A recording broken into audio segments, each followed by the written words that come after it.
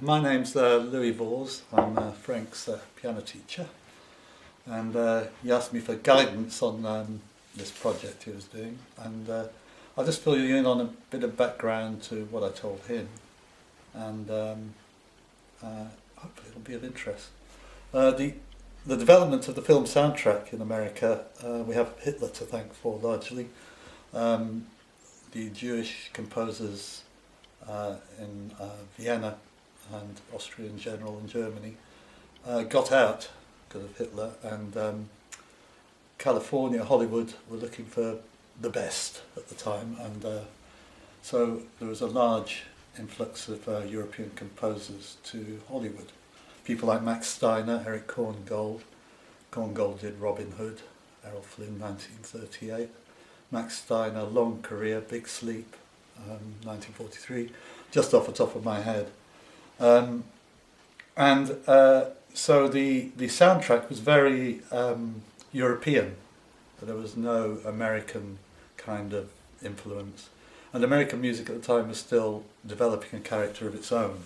So, which we can now appreciate in retrospect. Yes, the soundtracks of the 30s and largely the 40s were large orchestral scores in the European tradition.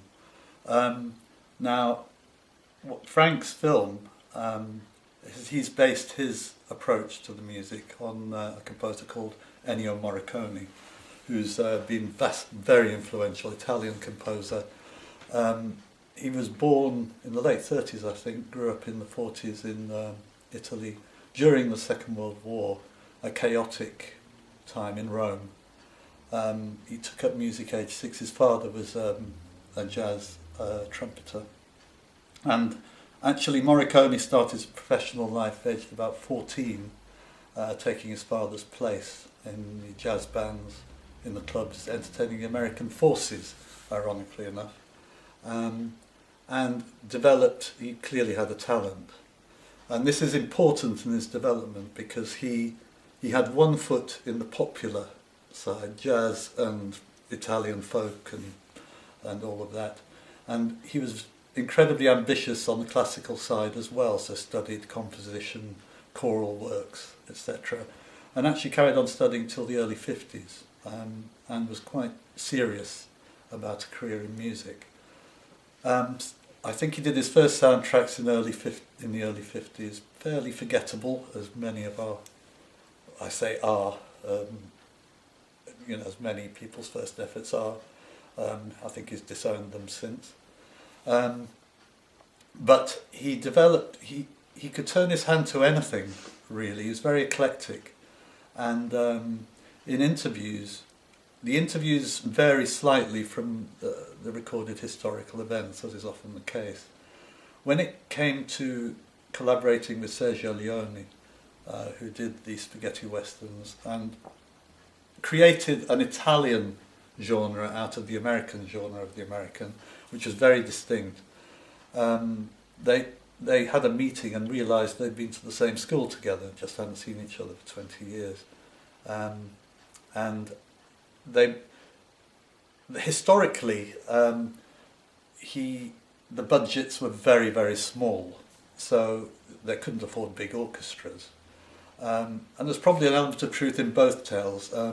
Morricone himself said he was fascinated, and it shows in the writing of his soundtracks, by different sounds: church bells, guiros, mouth organs, the mouth harp, things like that, galloping horses, whip cracks, and using things that you would find in the original West to create an atmosphere around the soundtrack. The truth is a bit of both. So they made a virtue out of having absolutely no budget for the first of their collaborations, A Fistful of Dollars. So you've got whistling, you've got whip cracks, you've got friends of his who were in choir, and so on. And this seemed to, and the uniqueness of Leone's vision combined with Morricone's soundtrack was a huge hit, and they had a sense of realism about them rather than awash with strings, a la Elmer Bernstein, or that's the composer of the Magnificent Seven, the grand orchestral works of The Big Country, 1958, Shane, 1952. I forget the composers of these, but they're all still based on having a vast string section, the whole orchestral force. Then Morricone, as the budgets grew, started to be able to afford a little bit of orchestral backing as well. So, for instance, and I think it's The Good, the Bad and the Ugly, the famous mouth organ scene. Is that right, Frank? Once Upon a Time in the West. Once Upon a Time in the West. Sorry, I know nothing.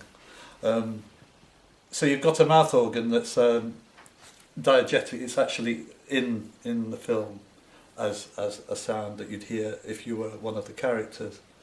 And he built up the atmosphere around that, as he did with the Watch tune. And I think that is The Good, the Bad and the Ugly. For a few dollars more. Right, for a few dollars more. Haven't seen them for a while. I have to rewatch them. Again, something that would be heard by the characters, but then in the background what creeps in is this orchestral colouring, which adds a new dimension to both the Watch tune and to the mouth organ. So I remember hearing those for the first time and just being knocked sideways by it. So whereas you've got Morricone with his foot in popular as well as classical, in the end he had in his soundtracks his foot in very low budget atmospheric sound as music and lush orchestral scores. He's brought them both together as in life, and created a whole new sound palette that's been much imitated. He did loads and loads of other spaghetti westerns less well known, and then diversified. He could kind of do almost anything. Once Upon a Time in America is more traditional, and it's quite Italian.